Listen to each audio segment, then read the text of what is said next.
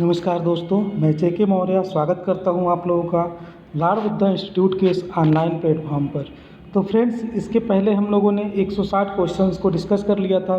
ये हम राजनीतिक विचारकों को देख रहे थे, जिसमें मैक्स वेबर से रिलेटेड क्वेश्चन अभी चल रहा था। तो चलिए देखते हैं। आज का पहला क्वेश्चन है, इनमें से किसने कहा सत्ता औचित्यपूर्ण शक्ति है? तो स्टेटमेंट है, आपको पता है स्टेटमेंट से रिलेटेड क्वेश्चन बहुत सारे पूछे जाते हैं। तो इसमें हमारा ऑप्शन ए सही है, मैक्स वेबर।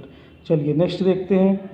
सत्ता के 3 सर्वांग पूर्ण प्रकार की अवधारणा का प्रतिपादन किसने किया था? प्लेटो ने, हीगल ने, मैक्स वेबर ने या फिर कार्ल पॉपर ने? तो इसमें हमारा ऑप्शन सही हो जाएगा, मैक्स वेबर ने। मैक्स वेबर ने सत्ता के वर्गीकरण का प्रयास किया था। वेबर का नौकरशाही सिद्धांत सत्ता के सिद्धांत का ही एक अंग है। वेबर ने सत्ता के कुल 3 प्रकार माने हैं। पहला है पारंपरिक सत्ता, दूसरा है श्रद्धा पर आधारित सत्ता और अथवा इसी को कहते हैं करिश्माई सत्ता, और तीसरा है वैधानिक प्रभुत्व। चलिए नेक्स्ट क्वेश्चन की तरफ आगे बढ़ते हैं। नेक्स्ट है हमारा, निम्नलिखित में से कौन सा एक मैक्स वेबर द्वारा परिभाषित सत्ता का प्रकार नहीं है? तो अभी हमने 3 प्रकार देखे थे, तो इसमें आपको देखना है कि इनमें से कौन सा नहीं है। तो कानूनी सत्ता हमने देखा था, परंपरागत सत्ता देखा था, करिश्माई देखा था, लेकिन राजनीतिक सत्ता मैक्स वेबर द्वारा परिभाषित सत्ता के भाग में से नहीं है। चलिए नेक्स्ट देखते हैं। क्वेश्चन नंबर 164 है, मैक्स वेबर, दुर्खिम और पैरेटो को राजनीति शास्त्र के किस उपागम से जोड़ा जाता है? ऑप्शन है आपका दार्शनिक, आर्थिक, आध्यात्मिक या फिर समाजशास्त्रीय। तो इसमें हमारा ऑप्शन डी सही हो जाएगा, समाजशास्त्रीय। ठीक है, तो ये जो मैक्स वेबर हैं, दुर्खिम हैं या पैरेटो हैं, तीनों ही समकालीन यूरोपीय समाजशास्त्री थे, जो तत्कालीन यूरोपीय समाज की समस्याओं को अपने दृष्टिकोणों के आधार पर समझते थे। चलिए नेक्स्ट है, इनमें से कौन सी अवधारणा मैक्स वेबर ने दिया है? ऑप्शन है संसदीय वर्चस्ववाद, दूसरा है लोकतांत्रिक अभिजनवाद, तीसरा है नैतिक संप्रभुता और चौथा है चमत्कारी नेतृत्व। तो इसमें हमारा ऑप्शन डी सही हो जाएगा, चमत्कारी नेतृत्व। ठीक है, चलिए नेक्स्ट देख लेते हैं हम लोग। नेक्स्ट क्वेश्चन है 166, मंत्रिपरिषद जहाज रूपी शासन को चलाने वाला पहिया है, यह किसने कहा? ऑप्शन है मेरियट, लास्की, रैमजे म्योर या फिर बेजहार्ट। तो कौन सा ऑप्शन सही होगा? तो इसमें हमारा ऑप्शन सी सही है। ये स्टेटमेंट है रैमजे म्योर का। ठीक है, रैमजे म्योर का। और इसी तरह से और भी कुछ स्टेटमेंट है जो अलग अलग लोगों ने कहा है, इसको भी देख लीजिए, इम्पॉर्टेंट है। अगर हम ग्लेड स्टन की बात करें तो इसने कहा है कि यह एक सूर्य पिंड है जिसके चारों ओर अन्य पिंड घूमते हैं। किसके बारे में? मंत्रिमंडल के बारे में। यह एक सूर्य पिंड है जिसके चारों ओर अन्य पिंड घूमते हैं। और इसी तरह से लास्की ने कहा है प्रधानमंत्री के बारे में, यह संपूर्ण शासन व्यवस्था की चूल है। वर्मन ने कहा है छोटे छोटे नक्षत्रों के बीच में चंद्रमा है।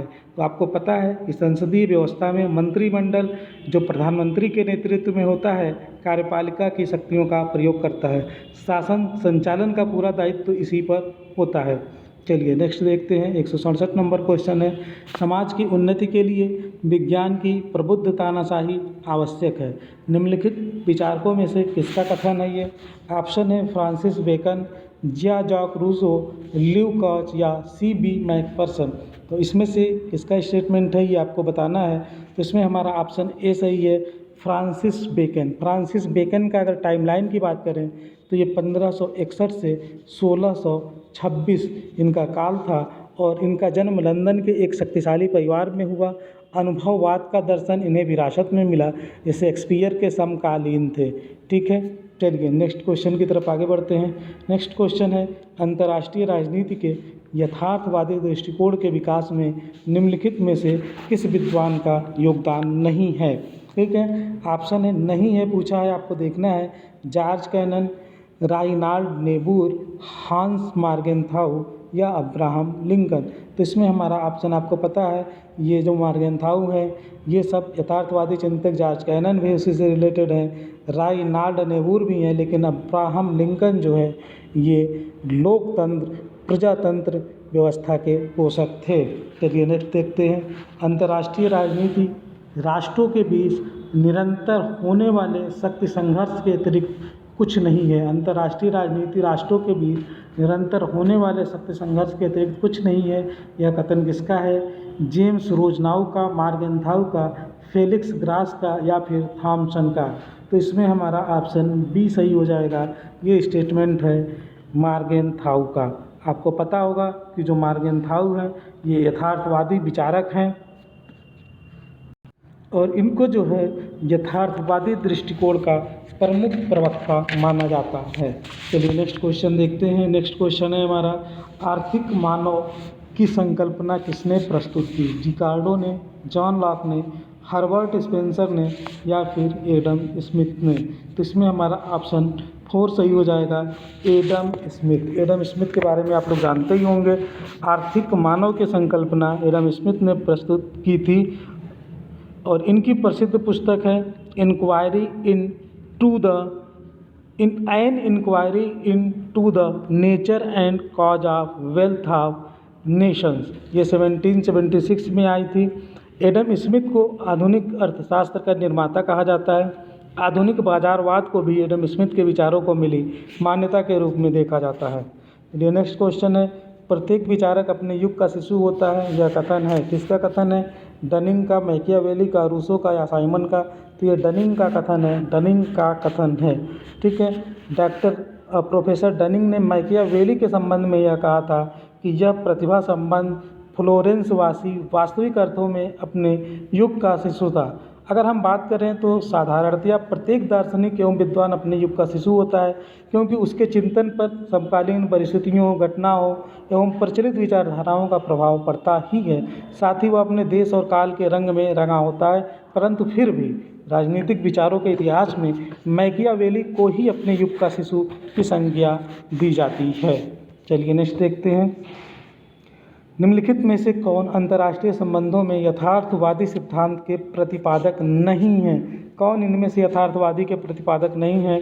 ऑप्शन आपके सामने है, मार्गेंथाउ, जॉर्ज कैनन, जॉन हर्श या वुडरो विल्सन। तो अभी हम लोगों ने इस तरह का एक और क्वेश्चन देखा था, तो इसमें वुडरो विल्सन से ही होगा। ठीक है, तो यथार्थवादी दृष्टिकोण के विकास में कई विद्वानों का योगदान रहा है। अगर इसमें हम मुख्य रूप से बात करें तो जॉर्ज कैनन, राइनाल्ड नेबूर, जॉर्ज श्वरजनबर्गर, हांस मार्गेंथाउ, जॉर्ज हर्श, ये सब प्रमुख हैं। और इनका कहना क्या है? इनकी विचारधारा ये है कि अंतर्राष्ट्रीय राजनीति की मुख्य कुंजी राष्ट्रहित है। अंतर्राष्ट्रीय राजनीति की मुख्य कुंजी क्या है? राष्ट्रहित है, जिसे केवल शक्ति के परिप्रेक्ष्य में देखा जा सकता है। जबकि ये अगर वुडरो विल्सन की बात करें तो ये इससे संबंधित नहीं थे। ठीक है, ये नेक्स्ट क्वेश्चन है हमारा, उपयोगितावाद का संस्थापक किसे माना जाता है? ऑप्शन है हुम, बेंथम, जे.एस. मिल, टी.एच. ग्रीन। इसमें से कौन सा ऑप्शन सही होगा? इसमें हमारा ऑप्शन बी सही है। उपयोगितावाद के संस्थापक कौन है? Henry Bentham. ये आप सभी लोग जानते होंगे, ये इंग्लैंड के प्रसिद्ध विचारक थे। ठीक है, इनको उपयोगितावाद का पिता भी कहा जाता है। नेक्स्ट क्वेश्चन की तरफ आगे बढ़ते हैं। नेक्स्ट है हमारा 174 नंबर क्वेश्चन, हम बेंथम को लेकर आज तक होने वाले ऐसे किसी वैधानिक सुधार को नहीं जानते जिस पर उसका प्रभाव न पड़ा हो। यह कथन किसका है? बेंथम का, गैटिल का, हेनरी मैन का या फिर टायल का? तो इसमें हमारा ऑप्शन सी सही हो जाएगा, हेनरी मैन का ये स्टेटमेंट है। नेक्स्ट क्वेश्चन है, बेंथम के अनुसार सुख दुख प्राप्ति के कितने स्रोत हैं? 1 हैं, 2 हैं, 3 हैं या फिर 4 है? तो इसमें हमारा ऑप्शन डी सही हो जाएगा। बेंथम के अनुसार सुख दुख की प्राप्ति के कितने स्रोत हैं? 4 स्रोत हैं। इन स्रोतों को भौतिक, राजनीतिक, धार्मिक और नैतिक वर्ग में बांटा जा सकता है। ठीक है, और इन सब के बावजूद अगर देखें तो सुख और दुख 2 ऐसे प्रमुख कारक हैं जो इन चारों से ही संबंधित हैं तथा किसी भी नियम को प्रभावित करने का पूरा सामर्थ्य रखते हैं। चलिए नेक्स्ट देखते हैं, बेंथम के अनुसार सुख दुख में अंतर है। क्या अंतर है? गुणों का अंतर है, मात्रा का अंतर है, मूल्यों का अंतर है या फिर इनमें से कोई नहीं? तो हमारा ऑप्शन बी सही है, मात्रा का अंतर है। अगर सुख दुख में अंतर की बात करें तो किसका अंतर है?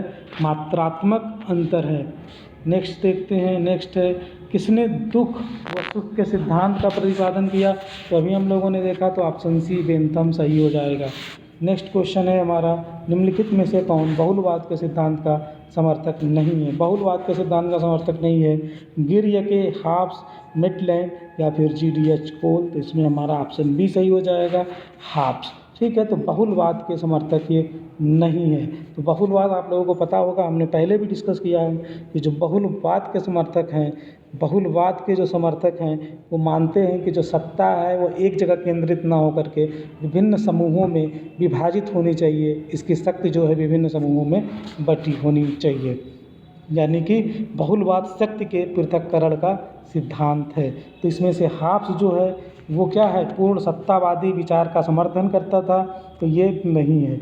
चलिए 179 नंबर क्वेश्चन है, हाब्स के लेवियाथन में प्रयुक्त कॉमनवेल्थ शब्द का अर्थ क्या है। कॉमनवेल्थ शब्द का क्या अर्थ है। संप्रभु, समाज, राज्य एवं सरकार के लिए सामूहिक नाम है, प्राकृतिक अवस्था में होने वाले लोगों का वर्ग है, या फिर उपयुक्त में से कोई नहीं। तो इसमें हमारा ऑप्शन बी सही हो जाएगा। हाब्स ने अपनी कीर्ति लेवियाथन में कॉमनवेल्थ शब्द का प्रयोग किया है, जो समाज, राज्य तथा शासन तीनों का सामूहिक नाम है। ठीक है, जो समाज, राज्य तथा शासन तीनों का सामूहिक नाम है। हाब्स ने ज्यामितीय विधि से अपने चिंतन का प्रारंभ प्राकृतिक अवस्था से करता है, जो समाज, राज्य तथा शासन से विहीन कल्पित युग है। यह अवस्था हर तरफ से युद्ध, निरंतर भय और मृत्यु का खतरा है। इस अवस्था को बल और छल यानी फोर्स एंड फ्रॉड ही मनुष्य का एक सद्गुण है। मतलब जब प्राकृतिक अवस्था की बात करते हैं तो उस समय निरंतर युद्ध, भय और मृत्यु का खतरा था। ठीक है, इस प्रकार इस अवस्था में व्यक्ति का जीवन एकाकी, अस्वच्छ, बर्बर एवं अल्पकालीन है। ठीक है, तो इस अवस्था से मुक्ति पाने के लिए व्यक्ति क्या करता है, कॉमनवेल्थ का मतलब यहाँ लिया गया है समाज, राज्य तथा शासन की स्थापना करने के लिए अपनी शक्तियों को लेवियाथन को सौंप देता है। लेवियाथन को इसने एक दैत्य के रूप में माना है। तो इसमें हमारा ऑप्शन भी सही हो जाएगा। तो दोस्तों बस आज इतने ही क्वेश्चन हैं। नेक्स्ट क्लास में हम लोग और क्वेश्चंस को डिस्कस करेंगे। तब तक आप लोग इसको देखिए। Thank you for watching.